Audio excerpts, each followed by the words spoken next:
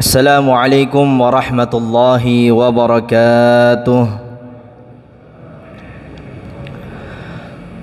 Alhamdulillahilladzi ja'ala syahra Ramadan ala sairi syuhuri sayyidan wa kammala fihi al-fakhra lil barakati wal khairati mawridan wa anzala fihi al-Qur'an mau'izatan wa shifaan lima fis suduri wa hudaw wa rahmatan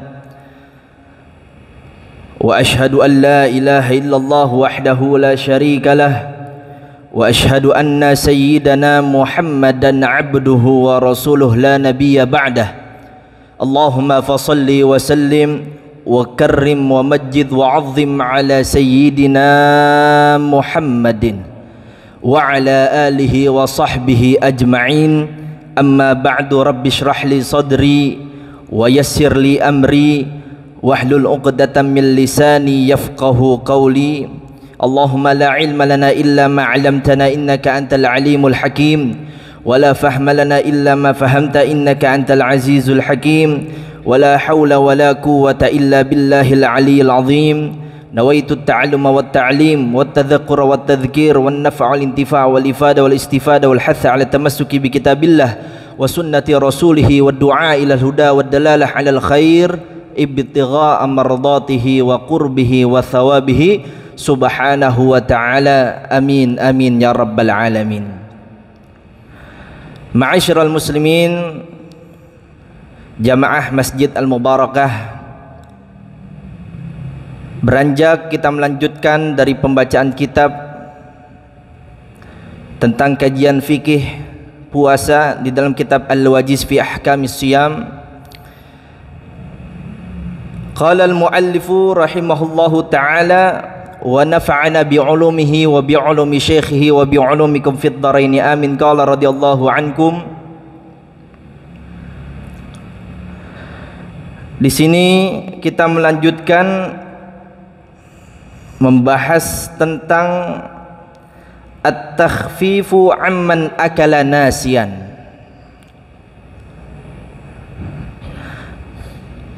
Meringankan bagi siapa orang yang ketika di dalam bulan puasa itu dia makan tapi dalam keadaan lupa. Ya. Di sini ada sebuah hadis, yaqulur Rasul sallallahu alaihi wa alihi wasallam, man akala nasiyan falyutimma shaumahu fa innama at'amahu Allahu wa saqahu. Baginda Nabi besar Muhammad sallallahu alaihi wasallam, beliau bersabda, barang siapa yang makan dalam keadaan berpuasa, nah makannya itu keadaannya dia tidak sengaja, akan tetapi dalam keadaan lupa, maka apa hukumnya? Falyutimma shaumahu, maka lanjutkanlah puasanya tersebut. Fa innama at'amahu Allahu wa saqahu,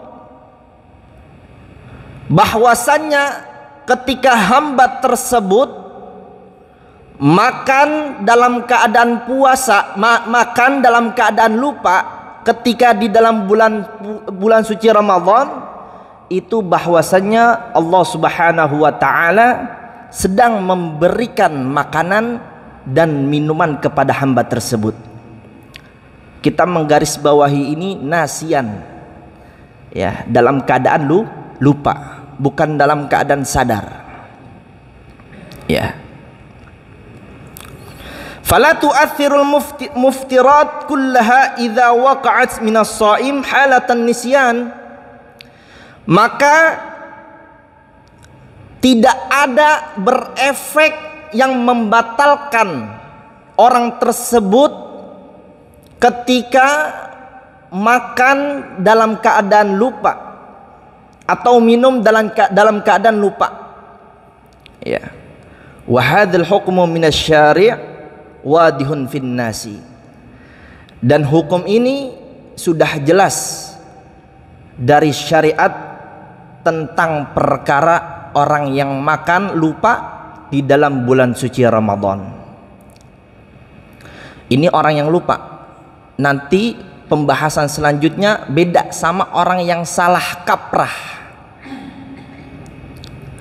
Yang selanjutnya, fahalil mukhti'u mithlahu aw yakhtalifu anhu. Apakah orang yang salah sama seperti orang yang lupa tadi hukumnya? Maksudnya apa? Sama, disuruh ngelanjutin puasanya. Bahwasanya kalau misalkan orang yang salah itu tidak sama hukumnya dengan orang yang lupa tadi.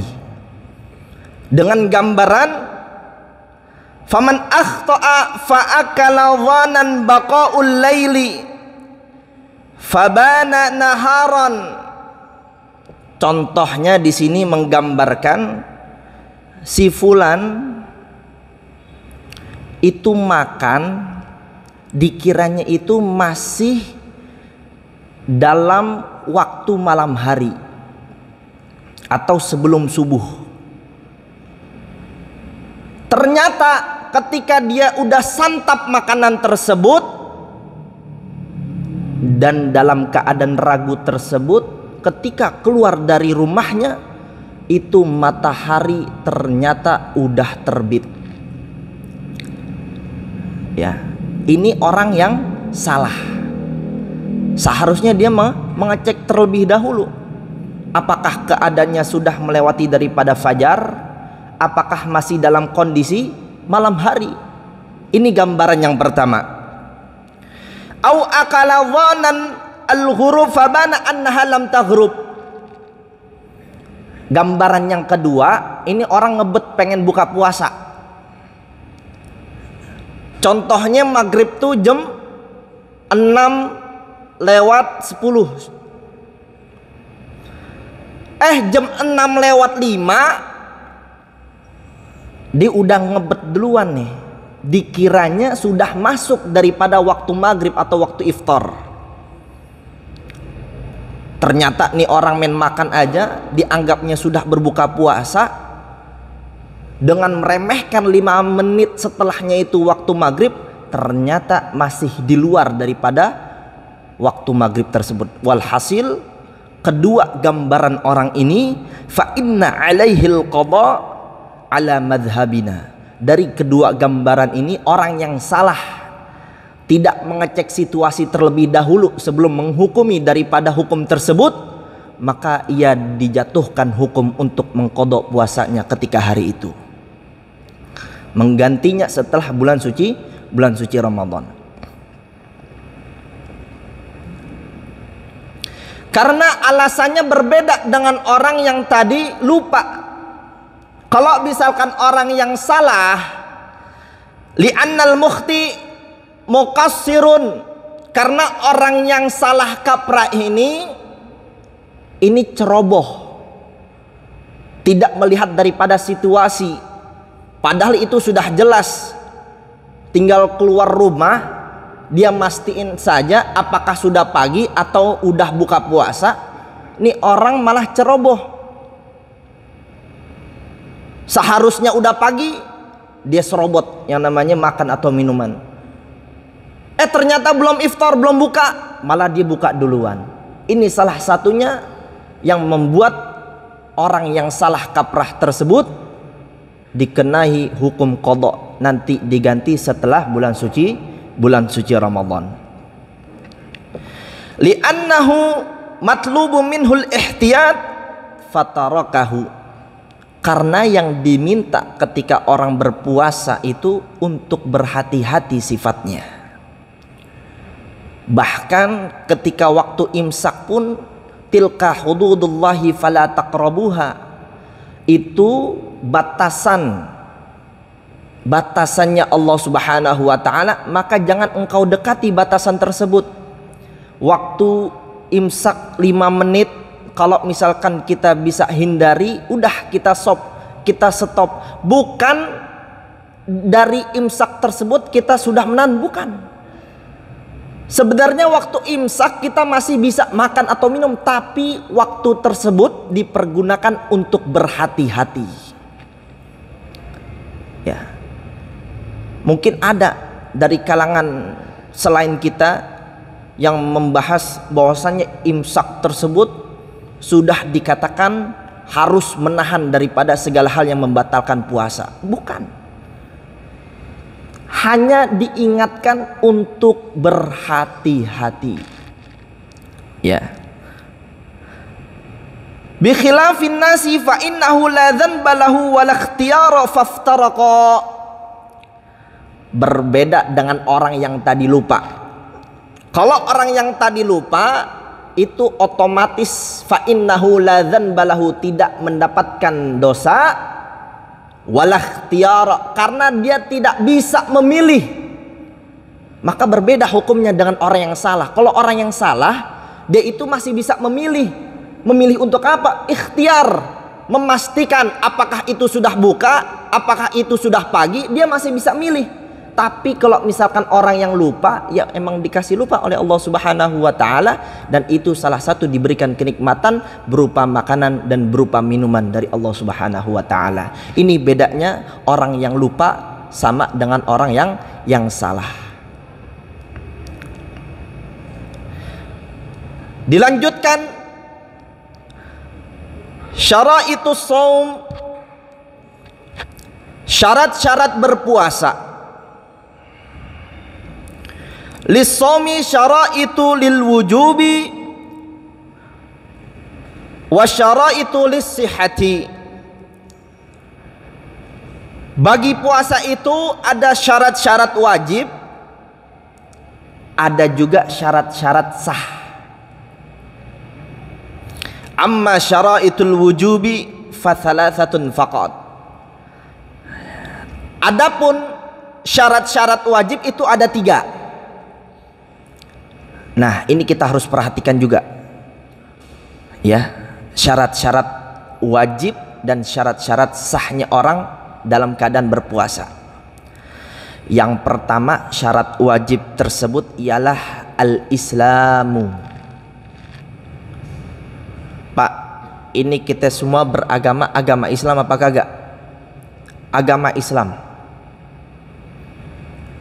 Fala yasihhu siyamu minal kafiril. Maka orang yang kafir ketika ia berpuasa, dia nggak sah hukumnya,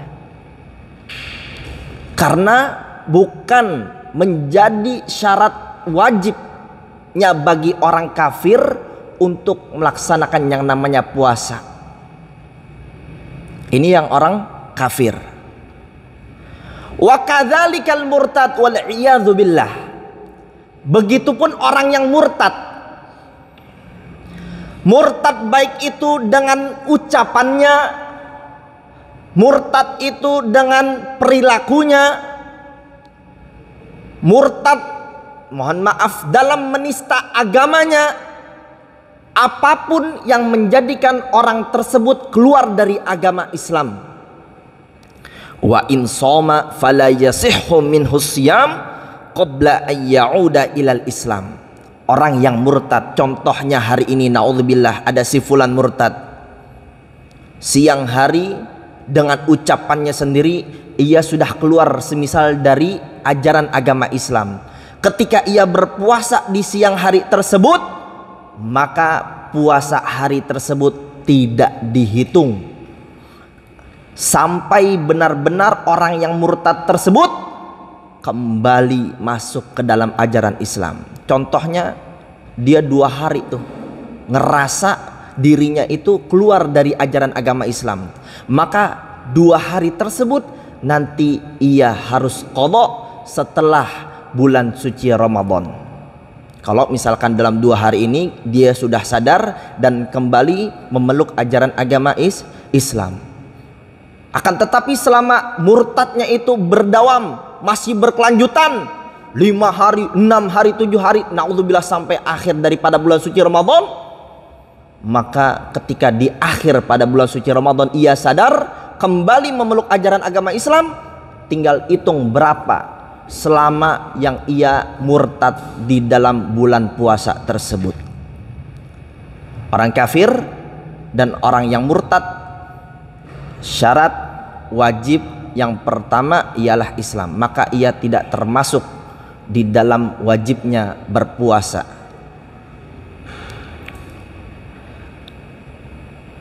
Yang kedua, al-aqlu. Syarat wajib yang kedua ialah berakal. Fala yutalibul majnun bisyami wala yasihhu minhu. Maka orang gila itu tidak dikatakan atau tidak dituntut untuk berpuasa, dan ketika orang gila itu pun berpuasa, maka puasanya pun tidak sah. Lakin laukana indahu tamyiz, akan tetapi apabila orang gila tersebut dalam kategori tamyiz.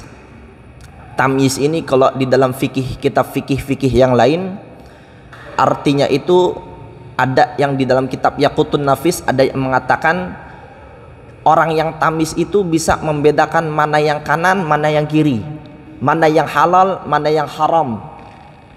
Udah bisa makan sendiri, udah bisa minum sendiri, udah bisa BAB atau BAK sendiri. Ini tamyiz. Nah, ketika orang gila tersebut dalam kategori tamyiz, maka kita bisa membimbingnya perlahan-lahan untuk melaksanakan yang namanya ibadah puasa dikala ia sadar. Sama seperti kasusnya dengan anak kecil. Anak kecil ketika ia sebelum baligh dilatihlah untuk berpuasa. Umur 5 tahun, umur 6 tahun sebelum ia baligh, dan akhirnya ketika setelah ia baligh nanti ia terbiasa untuk berpuasa. Ketika umur 5 tahun, ketika umur 6 tahun gak masalah, puasanya cuma setengah hari, tapi kita biasakan anak tersebut, anak kecil tersebut untuk yang namanya menahan. Ya, jadi kita didik, jangan kita kagetkan setelah baligh anak tersebut baru kita tuntut. Jangan, dididik dari umur 5, 6 tahun sampai ia sudah terlatih. Nanti ketika sudah baligh, kita sebagai orang tua tidak sulit kembali untuk menyuruh anak tersebut untuk beribadah. Salah satunya beribadah puasa. Selanjutnya yang ketiga, al-bulugh, baligh. Wa huwa syartun lil wujub walakin yutalibul mumayyiz al-qadir alaihi bih. Syarat wajib yang ketiga ialah baligh, sudah sampai dewasa. Walakin yutalibul mumayyiz al-qadir alaihi, akan tetapi dituntut balighnya tersebut yang dalam kategori mumayyiz tadi. Dia sudah baligh, harus diperhatikan juga apakah orang tersebut atau anak tersebut yang baru baligh mampu untuk menjalankan yang namanya puasanya. Kalau misalkan dalam kategori mampu anak tersebut, kita biasakan anak tersebut untuk berpuasa, liyatadarraba 'alal ibadah, agar anak tersebut terbiasa, kita latih untuk yang namanya beribadah. Ini syarat wajib ada 3. Jadi contohnya semisal dia kafir, berakal, sudah baligh, apakah wajib berpuasa? Enggak, karena syarat yang pertamanya tidak memenuhi. Atau dia Islam tapi enggak berakal tapi baligh, apakah orang tersebut wajib berpuasa? Enggak, karena syarat yang kedua berakalnya itu enggak ada.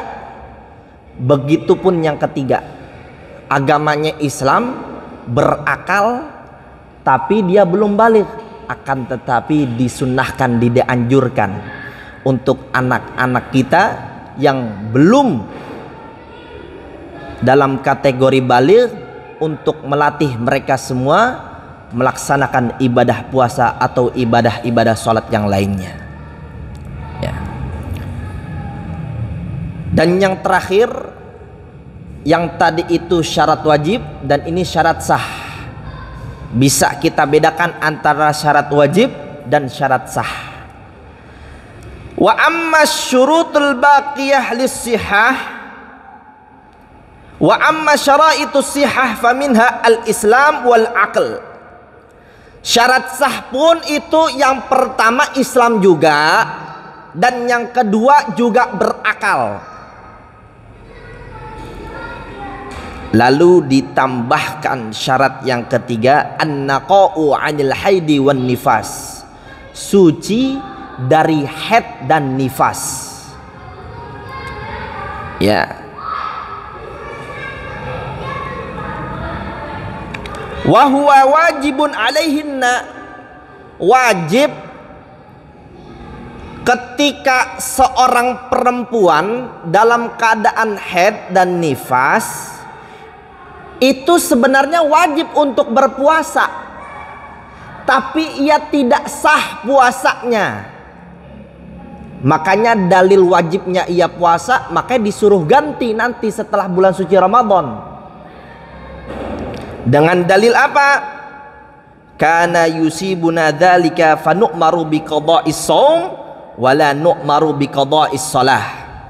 Bahwasannya ini salah satu yang menimpa kepada kaum Hawa, yang dimana kita semua dianjurkan untuk mengkodok puasa dan tidak dianjurkan untuk yang namanya mengkodok sholat.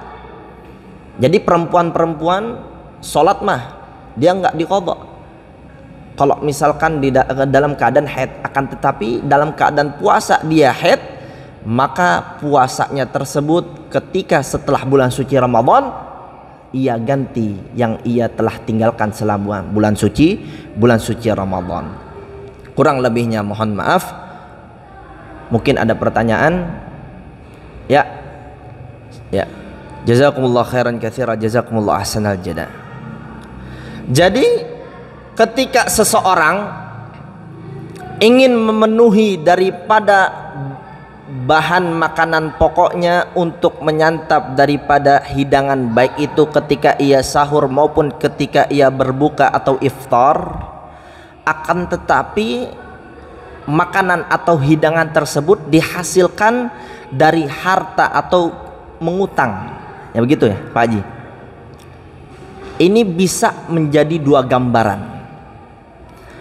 Ketika si fulan A meminjam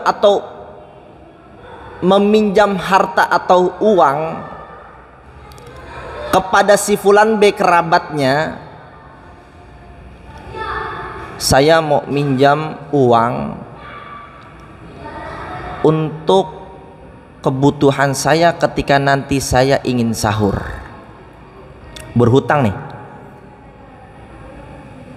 Ketika kerabat tersebut atau saudara kita yang kita hutangi mengizinkan dan redha orang tersebut dihutangi dengan kita, dengan artian apa? Janji kita untuk melunasi daripada hutang tersebut. Makanya ini kita ketika kita berhutang, kita harus melihat dulu Pak, apakah kita mampu untuk mengganti hutang tersebut, karena hutang ini nggak main-main. Ini udah salah satu menjadi yang bakalan ditanggung ketika nanti si mayit itu meninggal dunia. Makanya kalau misalkan hutang ini jangan main-main. Kalau misalkan kita benar-benar nggak punya harta, kita terus terang, saya nggak punya harta. Kalau misalkan punya sedikit daripada harta, boleh sedekahnya dong kepada saya, misalkan kayak begitu. Kalau misalkan kita benar-benar nggak mampu. Tapi kalau misalkan orang tersebut mampu untuk membayar daripada hutangnya dan orang yang dihutangi pun redho, nah ini tidak masalah. Akan tetapi menempati daripada untuk membayar kontan hutang tersebut. Ini yang pertama, gambaran yang pertama. Gambaran yang kedua, gambaran yang pertama tadi orang tersebut mampu. Gambaran yang kedua, sok-sokan. Ketika orang tersebut meminjam uang kepada kerabatnya, saya mau minjam uang untuk keperluan saya. Nanti saya janji bakalan saya ganti hutang tersebut. Kata kerabatnya, oke, nggak masalah. Ternyata orang yang berhutang ini, naudzubillah min dzalik, dia tidak bisa melunasi daripada hutangnya tersebut. Nah, ini bisa dikatakan ya, karena sahur salah satunya itu perihal yang sunnah. Yang pertama kita harus bahas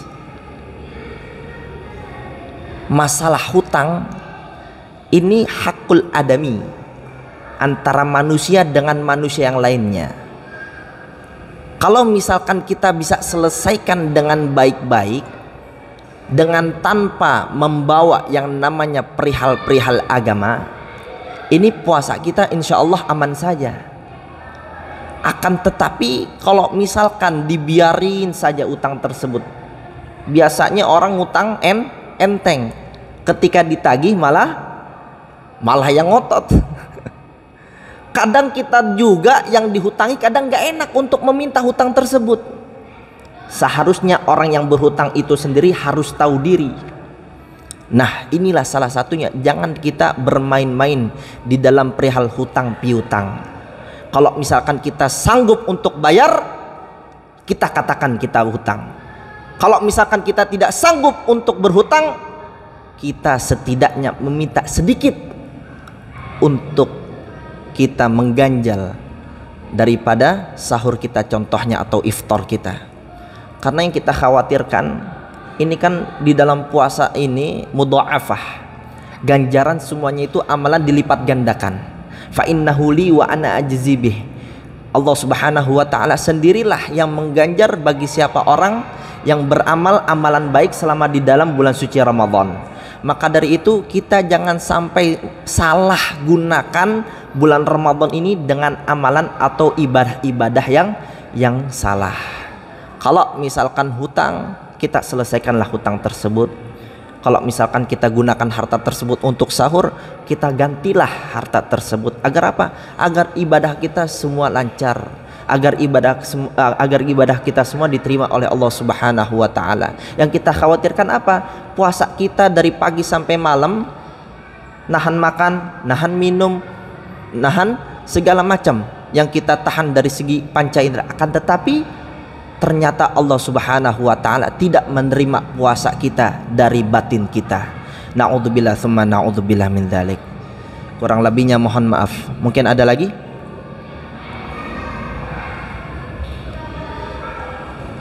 Cukup. Kita berdoa kepada Allah Subhanahu wa taala, semoga puasa kita hari ini dan sebelum-sebelumnya, segala amalan ibadah kita yang kita jalani diterima oleh Allah Subhanahu wa taala, dan kita disampaikan pada Ramadan akhir daripada tahun ini dalam keadaan sehat wal afiat. Bisiril Fatihah. A'udzubillahi minasyaitonirrajim. Bismillahirrahmanirrahim. Alhamdulillahirabbil alamin arrahmanir rahim maliki yaumiddin iyyaka na'budu wa iyyaka nasta'in ihdinas siratal mustaqim siratal ladzina an'amta 'alaihim ghairil maghdubi 'alaihim waladdallin amin. Rabbana anfa'na bima 'allamtana rabbi 'allimna alladzi yanfa'una rabbi faqihna wa faqih lana wa qarabatil lana fi dinina ma kunta wa dzakar. Allahumma zidna wa la tanqusna wa akrimna wa la tuhinna wa atina wa la tahrimna wa athirna wa la tu'thir 'alaina wa ardina warda 'anna bi rahmatika ya arhamar rahimin. Rabbana taqabbal minna innaka antas samiul 'alim عليم وتب علينا إنك أنت التواب الرحيم. ربنا آتنا في الدنيا حسنة وفي الآخرة حسنة وقنا عذاب النار بفضلك سبحان ربك رب العزة عما يصفون والسلام على المرسلين والحمد لله رب العالمين. ثم السلام عليكم ورحمة الله وبركاته.